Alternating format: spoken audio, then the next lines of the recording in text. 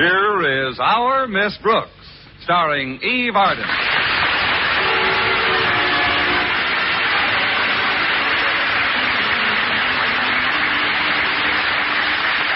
It's time once again for another comedy episode of Our Miss Brooks, under the direction of Al Lewis. But first... Probably no city in the world is as newsworthy as Hollywood, California. How often have you seen headlines that read, "Movie star does so-and-so," or "Hollywood hero in nightclub brawl"? If it happened to anyone else in any other town, it wouldn't get more than a few lines on page 10. But from Hollywood, it's front-page news. Our soldiers overseas are in about the same spot as movie stars. Attention is focused on them constantly. If one serviceman gets out of line, he's taken as a sample of the entire American Army. But we're grateful that the percentage is small. Most of our fellows know that a big part of their job is to build up goodwill between ourselves and other people. But the few who do get into serious trouble make it a lot tougher for the majority who are trying to do a good job. Our servicemen are doing a lot to correct false ideas about America, and they're on the spot. Just like a Hollywood star, the Klieg lights are burning, the cameras are rolling, and the whole world is watching to see how they act. Remember, a country is known by its people. What people think of your country depends on you.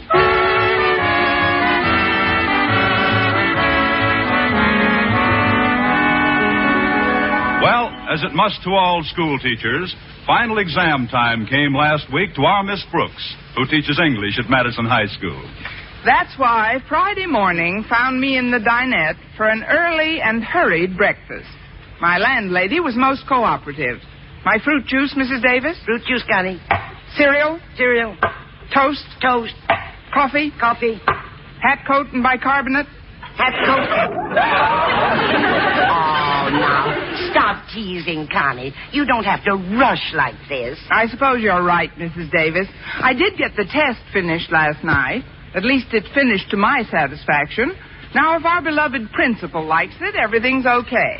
How's Mr. Conklin been lately? His temper, I mean. Well, for the past week, he's only been semi-apoplectic. Honestly, he's so autocratic sometimes. Oh, that must be Walter Denton. I'll get it. It's pretty early for Walter, isn't it? He's been getting up on time lately to hear a new program. Some disc jockey called Out of the World Oscar. Excuse me, Mrs. Davis. Hold on to your beanie, Jazz Mad. I'm coming. Good morning, Miss Brooks. Mr. Conklin. Oh, come in, sir. May I, May you take my beanie? No, Miss Brooks. I don't want the propellers dented. I'm sorry. I thought it was Walter Denton at the door. I was just finishing breakfast, Mr. Conklin. Would you care for a cup of coffee or something? I could do with a cup, thank you, Miss Brooks. Come on into the dinette. Mrs. Davis will be surprised to see you, Mr. Conklin. You haven't stopped by in quite a while. Mrs. Davis, look who's here. Well, Osgood Conklin. Good morning, Margaret. Mr. Conklin says he could do with a cup of coffee, Mrs. Davis. I'll heat some up in a jiffy. Just make yourself comfortable. How about a slice of toast with your coffee? I could do with a slice of toast, yes. Do some toast while you're doing the coffee, Mrs. Davis. Sit right down here, Mr. Conklin. Thank you. Miss Brooks, this is not to be construed as a social call. I was on my way to the engravers nearby and decided to kill two birds with one stone. Mrs. Davis and me? Very amusing. Miss Brooks, you have probably forgotten that this is the time of year when some fortunate student receives the highest honor Madison has to offer, the coveted silver loving cup so thoughtfully provided by our school's beloved founder, Yoda Critch. Say, Say, it is getting pretty close to critch time, isn't it? This award, affording added incentive to all students, has always been presented to that pupil who exhibits superior aptitude in mastering that glorious linguistic infant, that heterogeneous hybrid of sundry tongues, the English language. Now then, Miss Brooks, do you recognize my problem? Of course. How to get those words on a cup without having most of them slop over into the saucer.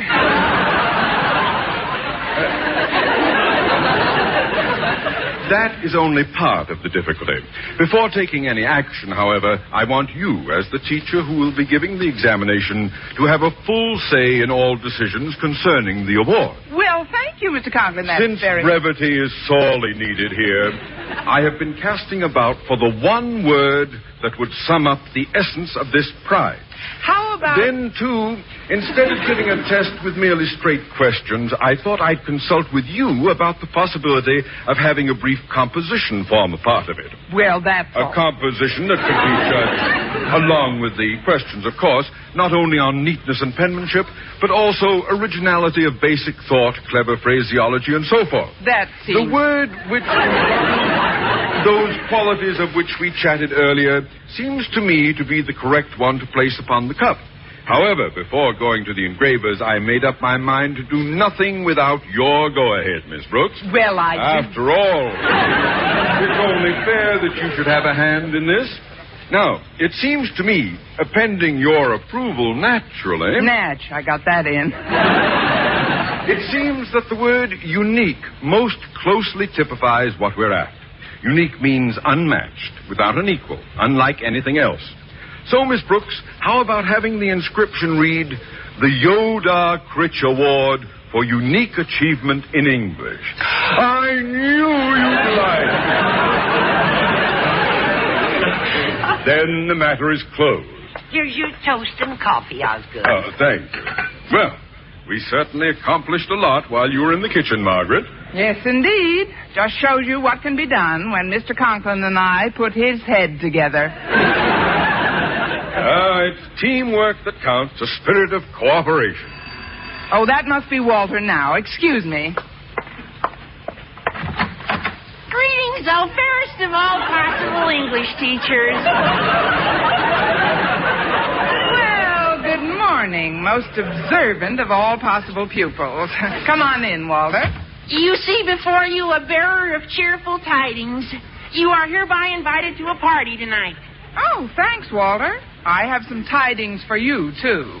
Come on into the dinette. Okay, Miss Brooks. I just called Harriet Conklin to invite her to the party, and she told me her father was really on the warpath this morning. He couldn't find one of his socks or something. Not now, Walter.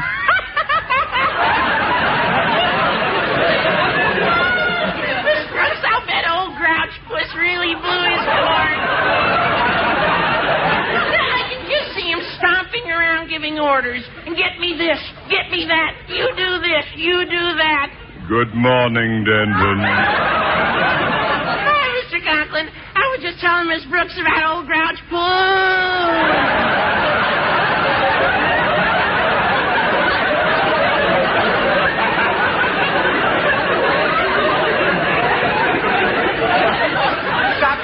Crawl into my coffee cup, Walter. You're making waves.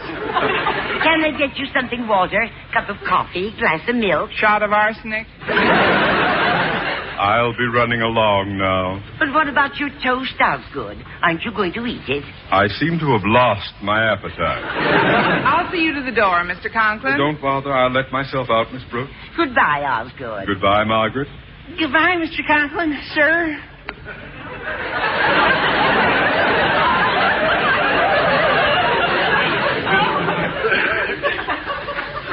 Yes.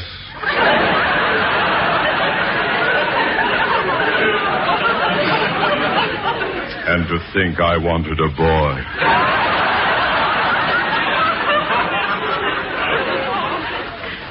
Gosh, Miss Brooks, do you think Mr. Conklin knew I was talking about him? Oh, of course not, Walter. He probably thought we were chatting about the weather. The weather? Yes, everybody knows it's been Grouch Puss out all week. Now, have a glass of milk and forget about Mr. Conklin.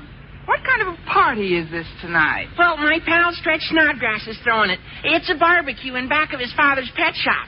They're having several of the teachers. The more tender ones, I hope.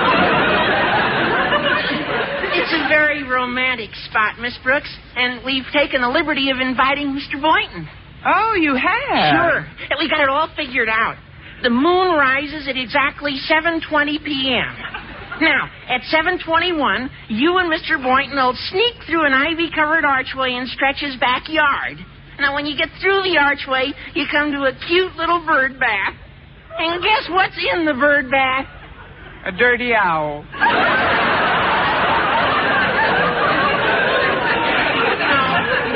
No, Miss Brooks, it's a pair of Mr. Snodgrass's prize lovebirds. Now, what do you think Mr. Boynton will do when he sees those lovebirds in the bird bath? Well, if I know Mr. Boynton, he'll close his eyes and hand them a towel.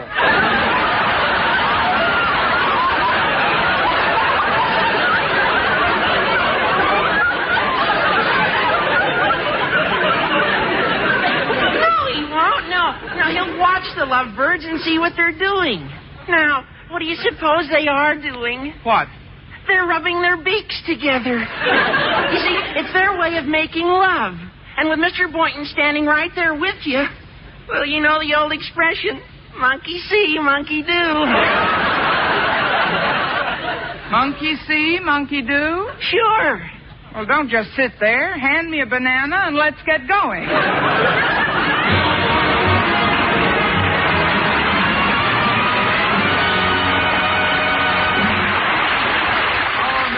Starring Eve Arden will continue in just a moment. But first, On the back lots of the motion picture studios in Hollywood, they have what are known as permanent sets. These are outdoor sets made to look like New York streets or French villages or something you might see in Baghdad, London, or Tokyo. Standing in one spot, you can see reproductions of practically the whole world. It reminds you that improved methods of travel and communication have made the real world like that. More compact, more closely united. I think people today feel closer together, too. An earthquake in Ecuador becomes a matter of importance to relief organizations in countries all over the world. A disastrous fire in Paris can have its effect on the commerce of 3 continents. People are beginning to see that what hurts one country hurts all of us. What helps one group helps the whole world. Our servicemen overseas have done their part in spreading that idea. They have shown that the way of life we declare in our Constitution is not a matter of words, but something we believe in for all people. It's an important thing to remember when you're stationed in another land. A country is known by its people. What people think of your country depends on you.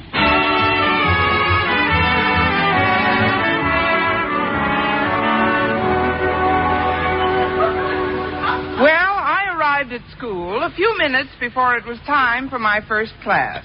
So I decided to give Mr. Boynton an opportunity to invite me personally to Stretch's barbecue.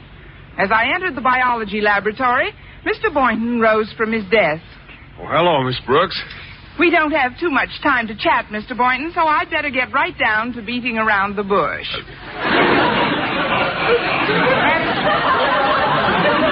Have you made any plans for after school? Oh, yes, Miss Brooks, I have. This afternoon, I've got a heavy date. Oh? It's with my little nephew. He's just 4 years old, and I'm taking him to his first movie. Oh, sounds like fun. What about the evening, Mr. Boynton? Well, I've been invited to a party, Miss Brooks. A barbecue? That's right. It's Stretch Snodgrass's place. I've been invited to that party, too, Mr. Boynton. Oh, really? Good. Yes. Now that you've been invited and I've been invited, there's only one more invitation necessary. One more? Oh, you want to bring somebody? No, Mr. Boynton. I want somebody to bring me. You do? Who do you want to bring you, Miss Brooks? Who do I want to bring me what?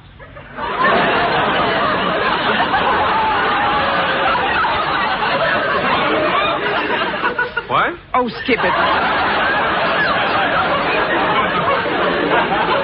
I'll see you later. I've got to get into my first class now. Well, just a minute, Miss Brooks. If you weren't kidding about wanting somebody to take you to the party, How about going with me tonight? I'm sorry, Mr. Boynton. I couldn't possibly. Why not? I'm going with you. That ought to confuse him nicely. Some enchanted evening, I will... Oh, excuse me, Miss Brooks. I didn't notice that you weren't looking where you were going. Well, that's all right, Stretch. I have a very forgiving nature. How's Madison's star athlete feeling this lovely, sunny, pre-barbecue day? Well, physically I feel okay, Miss Brooks, but mentally... Say no more, Stretch.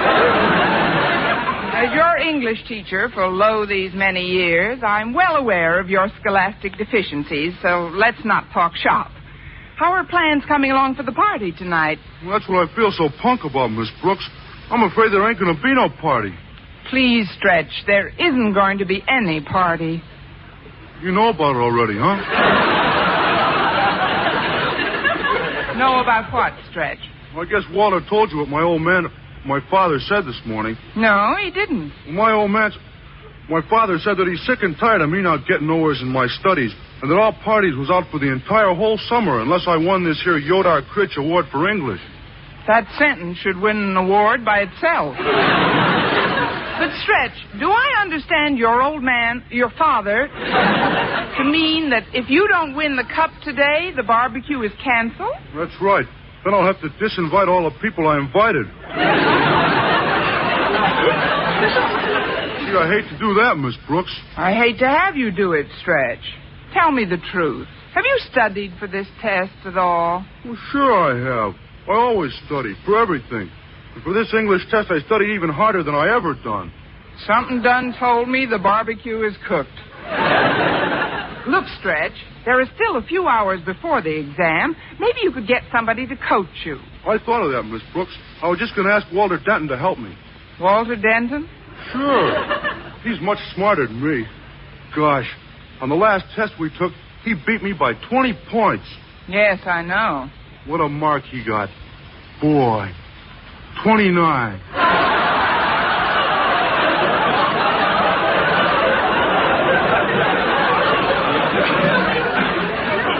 Shows you what some last-minute cramming can do. But I don't think Walter's the ideal tutor for you, Stretch. Now, if Harriet Conklin would give you some pointers, you'd be... Wait a minute. Isn't that the happy couple going into my class? Sure, those are them. Hey, Walter, wait up. Hi, Stretch. Hello, Miss Brooks. Stretch. Hi, how are yous two? Stretch. How are yous two? We're okay, thanks. Miss Brooks was just saying that if somebody coaches me a while, maybe I got a chance to get the cup after all. I didn't put it quite that way, but... Gee, it's certainly worth a try. I'd be willing to do whatever I could to help Stretch out. Oh, say, that reminds me, Miss Brooks. Daddy wants you to pick up the cup and display it in your classroom this morning. It's in the custodian's office right now. Mr. Jensen's? All right, Harriet, I'll get it. Meanwhile, you tell my class to take a study period. Then you kids can take Stretch into one of these empty rooms and drill whatever you can into him. Okay, Miss Brooks. And who knows, as the moon rises over Stretch's barbecue pit tonight, you and Mr. Boynton may yet be plaiting your troughs beneath the bird bath. Well, I hope so, Walter. I'd hate to think I honed my beak for nothing.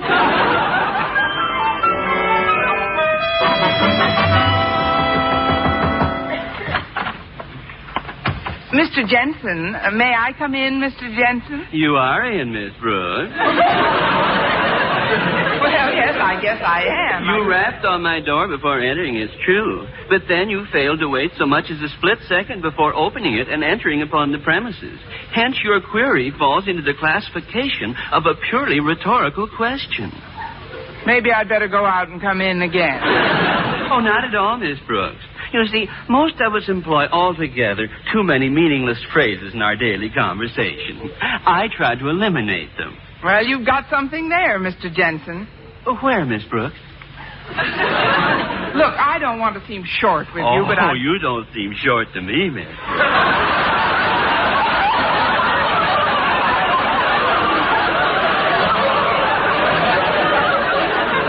In fact, you're a nice-sized woman. Thank you. And a pretty one, too, if I may say so. Who's stopping you?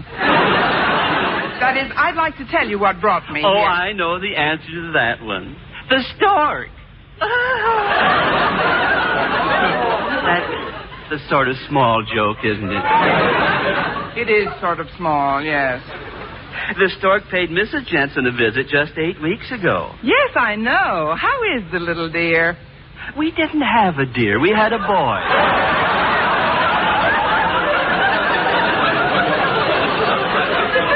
Yet I play with him every night when I go home. He holds his head up all by himself. You must have very strong hands.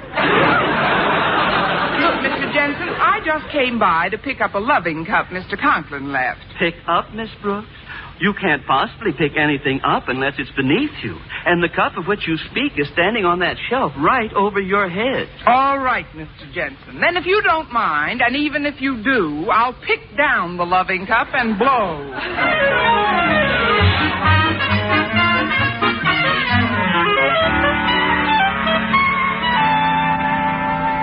Gee, Walter, I'm all muddled up. I even forget what Harriet said was an adverb. I'll never win that cup. Oh, don't be a quitter, Stretch. You want to have that big barbecue party, don't you? Sure, more than anything. But I'm just no good at English. Everything you tell me goes in both of my ears and out the other. Stretch, you only have 2 ears. See, I'm no good at arithmetic either. Hello, kids. How's it coming? Oh, I'm afraid we haven't been much help, Miss Brooks. No, he's more confused than ever. Looks like it's up to you to pull Stretch through. Well, I'll try, but there isn't much time left. Here, kids, you take this cup into my room and get ready for the test yourselves. I'll be along with Stretch as soon as I feel he's mastered some of the fundamentals. Okay, Miss Brooks. Come on, Harriet. I'll carry the cup. All right, Walter. Good luck, Miss Brooks. You too, Stretch. Thanks. Now, Stretch, in this streamlined English course I'm about to give you, I'll be using a textbook which I consider difficult for even people. I don't blame him, nohow. But, Stretch, the use of the word with in the sentence makes it prepositional. So perhaps I should explain the simple rule governing prepositional phrases before I can expect you to understand possessive pronouns. Yeah, maybe that's what's clogging up my mind, Miss Brooks. Maybe if you read me about them prepositional things, I might see the whole thing clear. Well, here is the rule, Stretch. A prepositional phrase, a subordinate clause, or a participial phrase may take the place of a noun in almost any of its relations. Thus, the sentence, "For him to use the society's money was dishonest," affords us a case in which an infinitive, to use, serving as a noun, the object of the preposition for, as a verb takes a subject in him and an object in money, and the whole unites to form the subject of the verb was and is qualified by the adjective dishonest. Is that clear?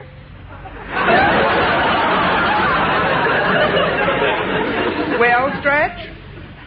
My pop won't even let me dance with my mother.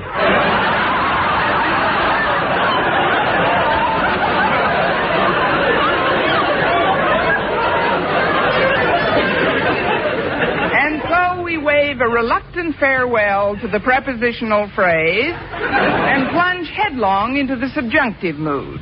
Rule. If I say I'm John the Fisherman, I am making a positive statement, flatly stating that I am indeed John the Fisherman. The fisherman acting in apposition with the noun John, which it explains. But if the words "if I were" precede the noun, the sentence is placed in the subjunctive mood, indicating that the supposition is not a possibility.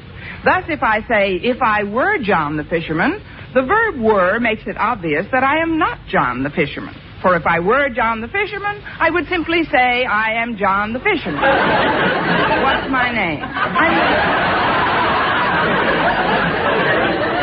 I mean, am I or am I not John the Fisherman if I say, "If I were John the Fisherman"? Well, that's easy. You ain't John the Fisherman, Miss Brooks. You're right, I ain't. But how do you know I ain't John the Fisherman? Because if you was John the Fisherman, you'd be carrying fish instead of that crazy book. At last you've grasped the fundamentals. On to the test.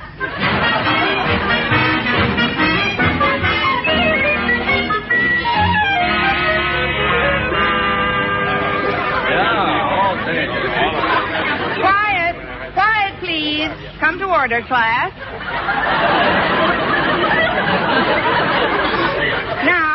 before revealing the winner of the Yodar Critch Award for Unique Achievement in English, I should like to introduce the two gentlemen at my desk.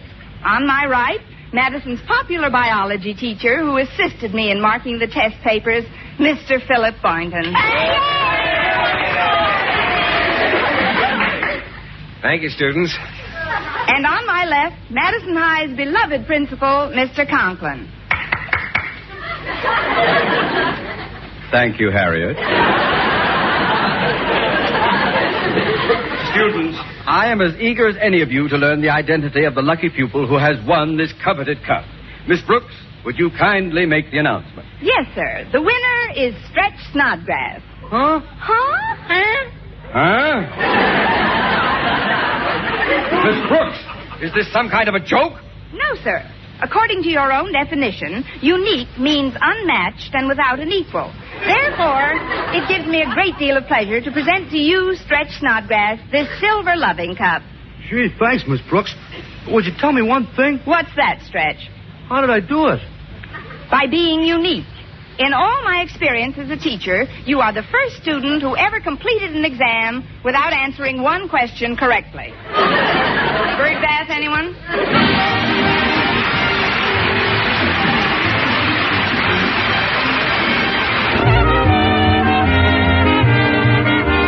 Our Miss Brooks, starring Eve Arden, was produced and directed by Larry Burns, written by Arthur Alsberg and Al Lewis, with the music of Lud Bluskin. Mr. Conklin was played by Gale Gordon. This program came to you from the Frankfurt studios of the American Forces Network Europe and was prepared for rebroadcast over this network by specialist Ed Barron.